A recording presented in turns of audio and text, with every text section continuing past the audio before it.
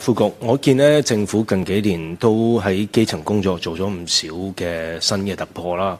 不過咧，其實咧，我見除咗長期病患啦、女性健康啦、男士嘅健康咧，都係好需要關注嘅。但係成份文件咧，我就唔見你哋有咩特別去提及啦。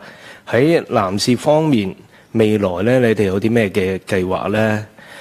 基層醫療你哋有啲咩可以做到呢？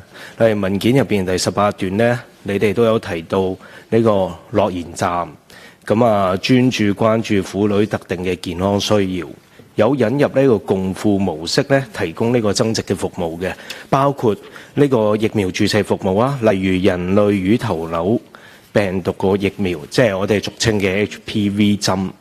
其實呢樣嘢咧就唔單止係女性嘅，其實男性咧都建議打呢支針。台灣地區佢哋都有呢個資助嘅。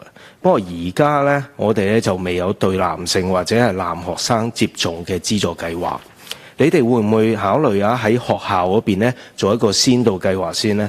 或者喺地區康健中心啊、樂言站呢啲咧做多啲宣傳，即係去啲中心嘅公公婆婆啊、婦女啊都可以帶翻啲資訊翻去俾佢老公啊、啲仔女啊、孫仔啊咁樣啦。唔該。好，局長。咁頭先關於男士健康咧，我哋非常重視。頭先咧，彭醫生亦都係解答過，不過我哋想去再扼要啲咧，係向張議員去解釋清楚啦。咁另外咧就學童嘅疫苗接種咧，其實我哋都係有疫苗嘅委員會咧，係去為我哋係提供意見，我哋去作出參考。咁我俾阿彭醫生向解釋下。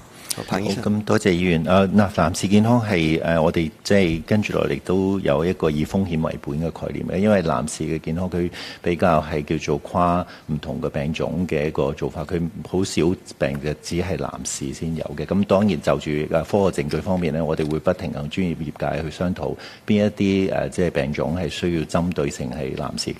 咁啱啱我哋講嘅風險職業，其實都係我哋覺得男士係一個風險上有高風險嘅情況呢，我哋會同唔同未來嗰一年呢，就住職業方面嘅發展呢，係針對性可能男士方面會做多啲嘅。